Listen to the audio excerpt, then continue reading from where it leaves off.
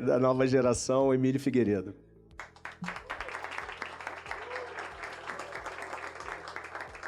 Bom dia, agradecer a Dengri Hub, Marcelo, Alex, Patrícia, obrigado por receber o evento aqui, receber todo esse público. Estou muito feliz de estar aqui hoje. É um desafio, não vou trazer tanto a informação jurídica, não vou trazer juridiquês, realmente o Alex me presenteou com um tema bem interessante que eu adoro, poderia passar o dia falando, que é a criação de legislação inclusiva sobre cannabis no Brasil. Foi uma proposta do Alex, de eu falar disso, que também é um assunto que eu me proponho a debater no Brasil.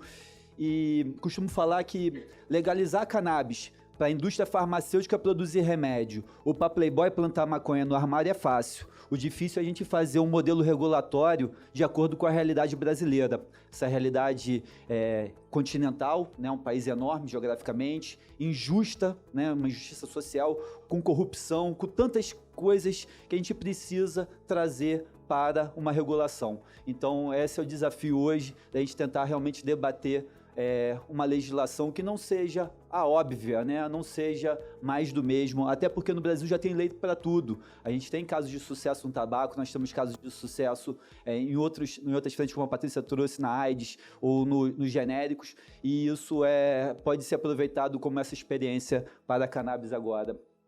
Esse é o meu currículo, então sou advogado, também tenho pós-graduação em economia, estudei Drug Policy Reform em Amsterdã e hoje eu faço mestrado em Justiça e Segurança lá na UF, na Universidade Federal Fluminense. Embora eu tenha esse sotaque de carioca, eu sou santista, então não sou seu conterrâneo, nasci em Santos, mas cresci em Niterói, Rio de Janeiro, e hoje estudo na UF, fazendo pós-graduação, mestrado em Justiça e Segurança, e meu mestrado eu pesquiso na área de antropologia, saí do direito, saí da economia e hoje eu estou na antropologia, porque é uma perspectiva que comporta essa minha necessidade de observar a realidade brasileira.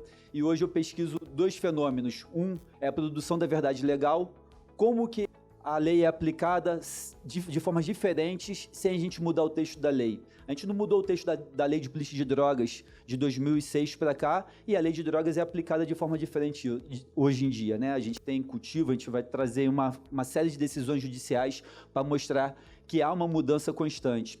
E também, outro ponto que eu pesquiso, o Fernando Henrique podia estar aqui, acho que ele ia gostar, eu pesquiso a dádiva, que é uma tese de um antropólogo francês, Marcel Mauss, que explica como que as relações vão além do dinheiro, além do mercantil. Realmente, o dar, o receber, o retribuir também faz parte da realidade humana, e isso eu vejo na cannabis. As pessoas se ajudam realmente de forma mútua e desinteressada, sem esperando algo em troca. O Cassiano, quando começou a Abrace, ele nunca ia esperar que a Abrace virasse uma potência na cannabis no Brasil. Ele queria ajudar aquelas mães que procuravam ele. Quando eu comecei, eu passei 8 anos trabalhando, advogando com cannabis sem cobrar honorários, porque o que me movia era poder ajudar aquela pessoa que estava doente, até porque eu entrei na questão da cannabis com meu pai com câncer de estômago e me pedindo um baseado para poder fazer quimioterapia há 20 anos atrás.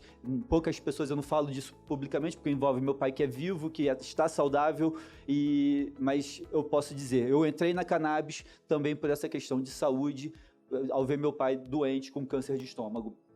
E como construir uma legislação dentro dos novos paradigmas, né? A gente vê hoje economia criativa, economia circular, compartilhada, solidária, tantas novas economias sendo faladas, tantos novos paradigmas. Nós temos que ver o que acontece no mundo. Então nós temos experiências interessantes no Uruguai, no Canadá, em Israel, vários estados norte-americanos, Austrália, Chile, Colômbia, África do Sul, até a Geórgia ali, no meio entre Ásia e Europa, também já legalizou a cannabis. Então nós temos experiência no mundo todo e nós podemos aproveitar pontos dessas experiências para trazer para o Brasil. Mas volto a dizer, o Brasil tem uma realidade única. Eu sou apaixonado por esse país. Eu poderia sair daqui, mas eu nunca quis sair desse lugar, porque eu acho isso aqui o melhor lugar do mundo e realmente é diferente de tudo. Quem cresce aqui, eu acho que vive em qualquer lugar. Então a gente pode pegar o que há de bom no Canadá, o que há de bom na Califórnia, no Colorado, Illinois agora, recentemente, para trazer para cá. Mas isso não quer dizer que nós vamos pegar aquele modelo regulatório e trazer de forma redonda para o Brasil. Não vai funcionar. O Brasil tem essa realidade única no mundo. E eu reparando o que aconteceu no mundo, em nenhum lugar acabou o mercado clandestino. Em nenhum lugar acabou o mercado clandestino. E o que eu penso quando eu vejo que na Califórnia ainda há mercado ilícito, no Colorado ainda há mercado ilícito? Regularam mal. Regularam sem incluir as pessoas que já estavam envolvidas naquele mercado. Então, um ponto de partida que eu vejo, aprendendo com os erros que acontecem no mundo, é que eles fizeram processos elitizantes e excludentes. Eles não conseguiram incluir, ou melhor, não excluir quem já estava. A regulação no Colorado é muito boa, mas foi feita para o homem branco com dinheiro. Então agora em Illinois estão fazendo uma regulação realmente voltada para a equidade, voltada para não excluir quem está no mercado clandestino. Eu vi que em Boston agora, a primeira loja de cannabis legal em Boston, os 2 donos são negros. Ou seja, os caras que estavam no mercado clandestino, muitas vezes pegando em armas, estão agora fazendo o mercado lícito. E por que a gente não pode fazer isso aqui no Brasil? Nós devemos fazer isso aqui no Brasil. Eu vou chegar lá mais na frente, mas a gente precisa ter um modelo regulatório. E esse é o grande desafio. Volto a dizer, fazer para a indústria farmacêutica isso que a Anvisa fez? Facinho, essa regulação que ela soltou, mole. A gente precisa fazer uma regulação que permita não haver um mercado ilícito quando ela estiver vigente. E esse é o desafio. E no mundo, eu vejo só 2 lugares, embora não esteja colorido ali o México, eu só vejo 2 lugares no mundo que hoje a gente pode usar como paradigma, porque tem realidades semelhantes à do Brasil. México e Colômbia. São países desiguais, violentos, com corrupção endêmica, então a gente precisa olhar para esses 2 locais, mas volto a dizer, construindo um modelo brasileiro. O que eu sugiro para o Brasil? Primeiro, estar ciente do processo histórico como ferramenta terapêutica, do processo histórico da cannabis como ferramenta terapêutica no Brasil. A Anvisa não fez nada do que ela fez nos últimos anos de boa vontade. Nada foi feito porque o presidente que estava lá era sensível à causa, estava preocupado com as crianças que estavam tendo epilepsia. Não era isso que acontecia. O que havia era o que a Patrícia mostrou aqui no Ilegal, que é um filme de 2014, mas é super atual. Aquela luta não encerrou, aquela luta não parou em 2014. A demanda do movimento social de pessoas que usam cannabis como cannabis nas ruas e nos tribunais, refletindo na legislação e na regulamentação, principalmente como as normas já existentes são aplicadas cotidianamente nos casos, e isso influencia como será a futura regulação. Isso que eu vejo como cerne do que a gente tem que fazer aqui no Brasil nesse momento. Entender o movimento social, abraçar ele, dar força a ele, entender as normas e criar as possibilidades. Quais são as normas vigentes no Brasil? Nós temos um decreto que introniza no ordenamento brasileiro a Convenção Única de Drogas da ONU. Então, aqui traz o Tratado Internacional de Controle de Substâncias para o ordenamento brasileiro, a Lei de Drogas de 2006 e o decreto de 2006 que regulamenta a Lei de Drogas.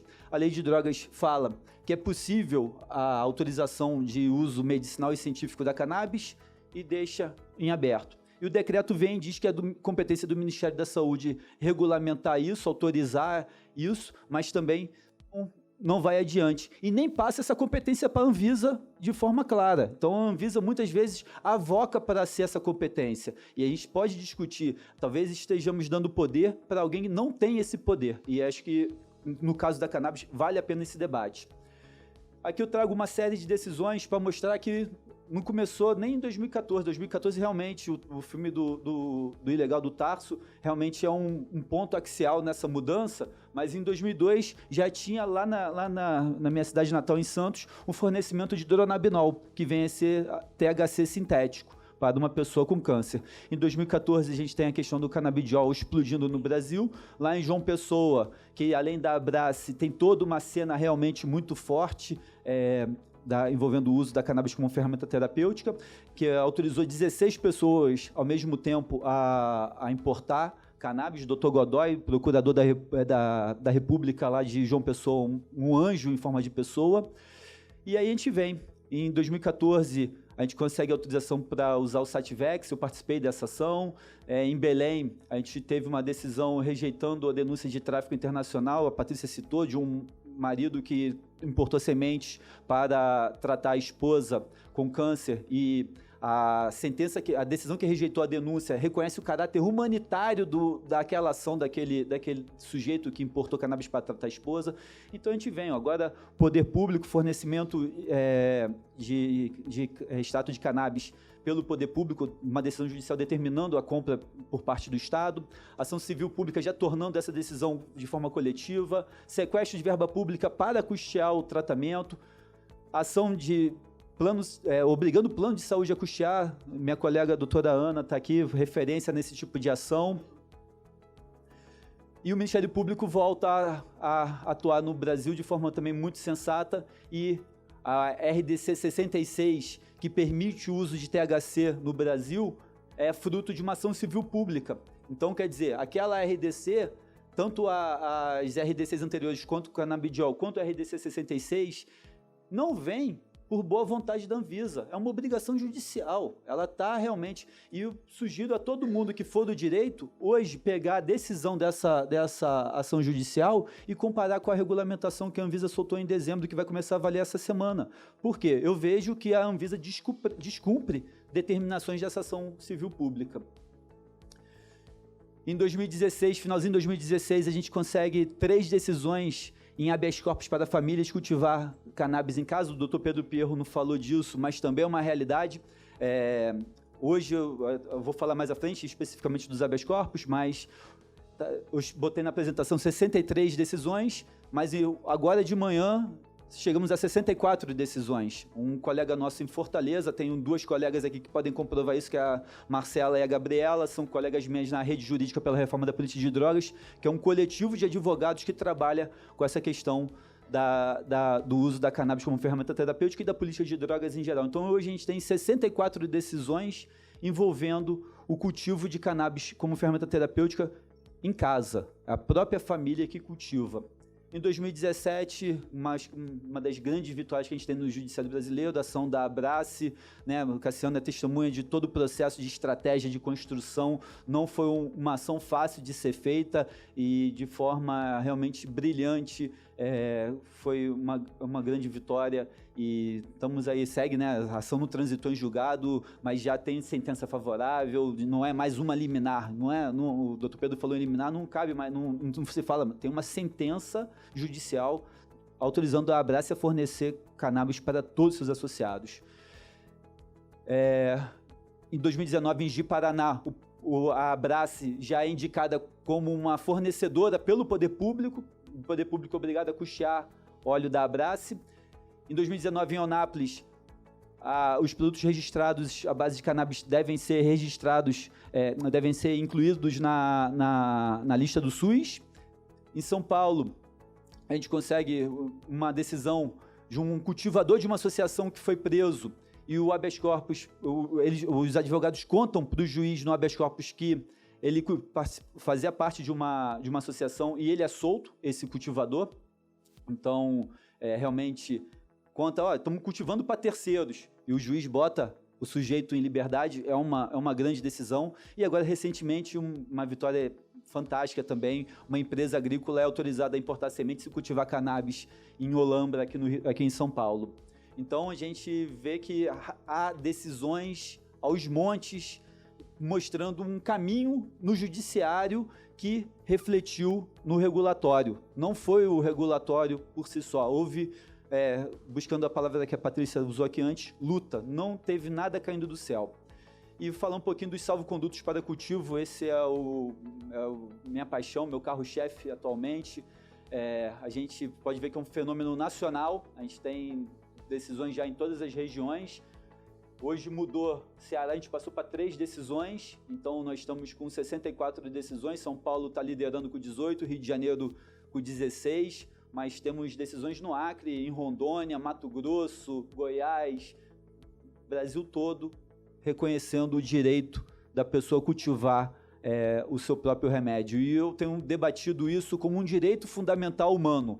A pessoa tem o direito de plantar o próprio remédio, seja o que for, boldo ou cannabis, ele tem que ter o direito de poder cultivar. Você não pode cercear o homem de ter acesso à saúde dele através do cultivo. Aqui algumas doenças que a gente tivemos as decisões de habeas corpus, então epilepsia vence, dor também bastante gente, e também crianças ou adultos, né? A maioria das decisões já são de adultos. Então, não sai daquela história de, não, porque é a criança com epilepsia. Não, tem adulto com dor, 35 adultos conseguiram decisão. As normas regulatórias, né? Então, em 2015, por pressão lá do ilegal, a gente consegue classificar ou reclassificar, como queiram, o canabidiol. Eu gosto de usar classificar, porque ele não estava inserido em nenhuma lista. Em 2015, também a RDC 17 cria os procedimentos de importação. A RDC 66 excetua a prescrição de THC, porque até então só podia canabidiol, e também cria outros procedimentos. A RDC 156 de 2017 inclui a cannabis de denominações comuns brasileiras como uma planta medicinal, ou seja, a Anvisa diz que a cannabis é tratada no Brasil como uma planta medicinal. E agora, em 2019, essa nova resolução começa a vigorar semana que vem, com procedimentos para a concessão sanitária para fabricação e importação, bem como estabelece requisitos para comercialização, prescrição, dispensação, monitoramento e fiscalização de produtos de cannabis para fins medicinais. Então, regulatório, todas estão vigentes, não tem nenhuma foi revogada ainda. No legislativo também bastante projetos de lei querendo, né, regular essa questão, Câmara de Deputados e Senado Federal.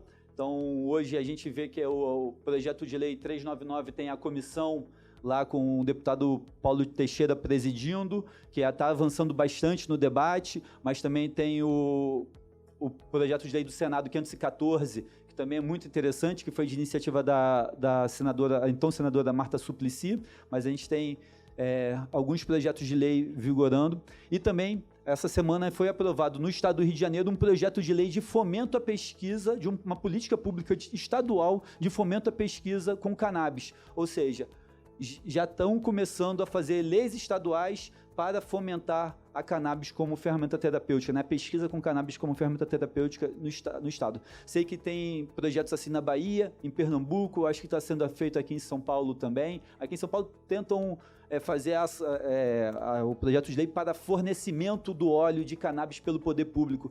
Eu acho que isso só é válido a partir do momento que você tiver um ciclo nacional de produção, senão a gente vai estar dando dinheiro para os gringos, né? Vai pegar dinheiro público brasileiro e vai repassar para os estrangeiros. Eu acho que é melhor a gente aplicar isso aqui no Brasil. E os atores sociais hoje envolvidos com cannabis no Brasil. Hoje nós temos, não estão todas aqui, mas são 26 associações que tratam, né, com a cannabis no Brasil. É uma história linda, cada uma tem sua história, cada uma tem sua peculiaridade. Eu admiro todas. Estou muito apaixonado pelas mães independentes aqui no meio de Pernambuco, porque são mulheres negras, muitas delas solteiras, cultivando cannabis em favela para tratar seus filhos. Uma realidade assim muito diferente daquilo que a gente viu no ilegal, onde estavam ali mulheres guerreiras, mais brancas, privilegiadas. Então, isso está realmente se tornando uma luta social muito mais arraigada do que era previsto. Mas cada associação aqui tem sua caminhada, umas cultivam como a Abrace, que cultiva para os seus associados, ou a Abra Cannabis, que fomenta que os seus associados cultivem e troquem entre si. Então há toda uma peculiaridade para cada uma dessas associações. E tem outras que, na verdade, eu só não consegui a logo a tempo para colocar. Modelo regulatório no Brasil. Então, aquilo que eu falei no início, se o Brasil está sendo um dos últimos países a regulamentar cannabis, ele tem que observar as diversas experiências de outros países para criar um modelo próprio, um modelo que respeite o processo histórico, com enaltecimento do protagonismo dos pacientes, com reconhecimento da importância do aspecto social da questão, e que também una atores sociais como empresas, estados e organizações da sociedade civil para uma regulação coerente com a realidade brasileira. Quem busca o lucro, tem que correr risco. E vou falar para vocês que são empresários. Quem correu risco até agora no Brasil não foi nenhum empresário. Tirando o Caio, que está aqui, que realmente arriscou lá desde 2014, está Pô, eu me lembro até hoje quando ele pegou na minha perna no evento aqui em São Paulo, falou assim, eu vou largar a advocacia e vou empreender com o canal. Eu falei, você é maluco, mas tudo bem. Mas tá aí 6 anos já, né, Caio, lutando, vai fazer em maio aquele evento. E...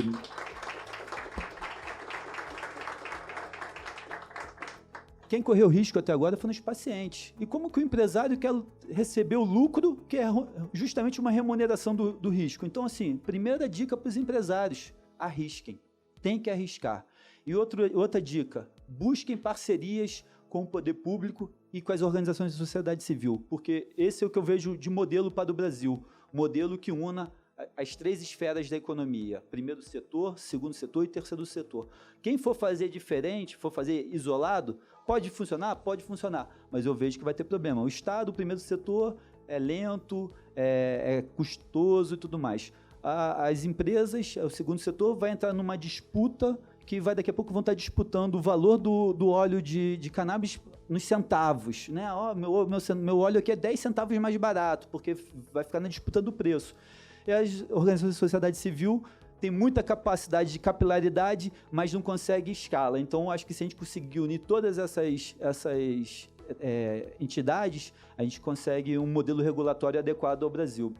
Algumas sugestões, eu apresentei isso lá na Câmara, né? Fomento à inovação radical e vinculação da cannabis com a tecnologia, estímulos a pesquisa, parcerias público e privadas, guias de boas práticas para o cultivo doméstico, reconhecimento da participação das associações na cadeia produtiva de cannabis com uma regulamentação específica. Não pode tratar a associação como empresa. Associação é associação, empresa é empresa. A associação só fornece para os seus associados e as empresas fornecem para qualquer pessoa que meta a mão na prateleira e pegue seu produto. Prioridade na contratação de pessoas que usam cannabis como ferramenta terapêutica e egressas do sistema penal. A Anvisa queria proibir no cultivo que uma pessoa que saiu da cadeia pudesse trabalhar com cannabis. Assim, a gente está justamente querendo ressocializar a pessoa, e muitas vezes a pessoa foi presa por lidar com cannabis enquanto era proibida. Agora que a carne de pescoço virou filé mignon, o rapaz que teve coragem de lidar com cannabis quando era proibido não vai poder lidar agora, que é legalizado. Então a gente precisa incluir essas pessoas. Introdução da cannabis nas farmácias vivas, redes de laboratórios para análise dos cultivos, flores e extratos. Eu acho que isso é um grande negócio, você ter laboratórios, realmente gerar dados sobre a cannabis no Brasil. Fomento para atividades em locais que tradicionalmente lidam com a cannabis. Por que não realmente chegar lá? Eu não posso falar muito porque tem realmente que saber o saber local, né? Mas por que não no Polígono da Maconha, né? Ou então lá no bairro Feitoria, em São Leopoldo, onde funcionou a feitoria do linho cânhamo durante o Império no Brasil, né? E transparência na formação de preços, né? Quem cultiva cannabis, e eu sou cultivador há 11 anos, eu posso falar, plantar cannabis é muito barato. Quem conhece, quem faz, tudo mais, não é algo caro. Então, por favor, quem for lidar, tenha muita transparência com a formação de preço, porque senão vai perder, não porque o produto é bom ou ruim, porque realmente não vai. Então, aqui também essa questão, né? Cada ente pegar as suas competências, o Estado regulamentar, fiscalizar, fomentar, incentivar, pesquisar e fornecer pelo Sistema Único de Saúde, empresas, inovar, pesquisar, desenvolver insumos, produtos e soluções para atender o mercado de maneira ampla, e organizações de sociedade civil, acolher, conscientizar, agir em rede, pesquisar, demandar por direitos, providenciar o cultivo coletivo e o preparo do óleo exclusivamente para os seus associados. E uma coisa que é muito importante vocês terem em mente, quem trouxe esse mercado para o Brasil foi o paciente, foi o consumidor. Nenhuma empresa trouxe isso para o Brasil. Nenhuma empresa quis vender. Não, vamos arriscar no Brasil, vamos levar o produto de cannabis. Quem demandou por isso foi o mercado consumidor. E esse mercado consumidor já nasce consciente, ou seja, ele sabe muito mais de cannabis do que muita pessoa que quer empreender com cannabis hoje em dia. Eu fui a Recife e vi essas mães independentes, elas sabem tudo de cultivo, elas sabem tudo de extração, elas sabem tudo de ministrar o óleo para seus filhos. É incrível como mães realmente que não são privilegiadas têm um saber empírico, anedótico, fantástico sobre o uso da cannabis. Então, o mercado consumidor nasce consciente e está em rede. As redes, os grupos de WhatsApp estão aí. Um produto que vacilar e cair no boca a boca de maneira ruim, ele não vai vender, vai morrer na praia. Então é necessário que respeite esse mercado consumidor, que respeite essa rede, respeite essa conscientização para poder empreender no Brasil. E essa é uma frase minha que eu falo, né, eu tento conscientizar todo mundo que o problema é muito maior. O problema, a questão social no Brasil envolvendo a cannabis é muito maior. E não há cannabis medicinal suficiente para tratar a saúde mental de uma sociedade doente pela guerra. A gente não acha que vai resolver os problemas do mundo por botar um produto de cannabis na prateleira. A cannabis está sendo comercializada no Brasil há muito tempo. Quem está chegando agora não é o pessoal que está na boca de fumo. Esses caras estão lá fazendo resistência e lutando pela sua cultura, né? Porque eles fazem uso cultural da cannabis há muito tempo. Quem entendeu isso como uma maneira errada foi o proibicionismo, que chegou depois, chegou há 80 anos só. 100 anos agora, que a proibição internacional, né? A primeira convenção internacional sobre política de drogas. Então, não há cannabis medicinal suficiente para tratar a saúde mental de uma sociedade doente pela guerra. A gente precisa ir além. O desafio é muito maior. Algumas referências. Todo esse histórico de processo está num texto meu no LinkedIn. Quem quiser está lá disponível. Tem esse livro do Tom Decorte, com a alta do dólar, tá bem pesadinho comprar ele no papel. Eu li ele no Kindle, mas vale muito a pena. O trabalho, tese de doutorado da Monique Batista, da Unicamp, a regulamentação do canabidiol no Brasil, como nasce uma expertise leiga. Ela mostra claramente como as mães ensinaram os médicos a prescrever, porque o médico não sabia prescrever cannabis. Quem ensinou a prescrever cannabis no Brasil foram as mães. E também o Stoa, Craftweed, Family Farming, The Future of the Marijuana Industry. Também esse eu li no papel, tenho ele, muito bom, um livro que eu recomendo bastante para se situar. Meus contatos, estou à disposição.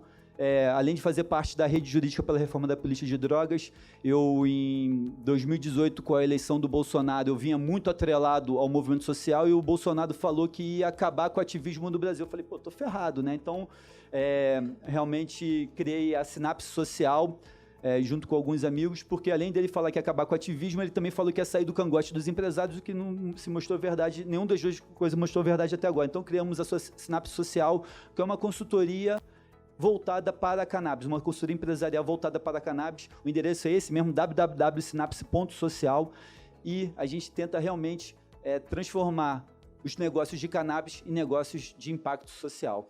Muito obrigado.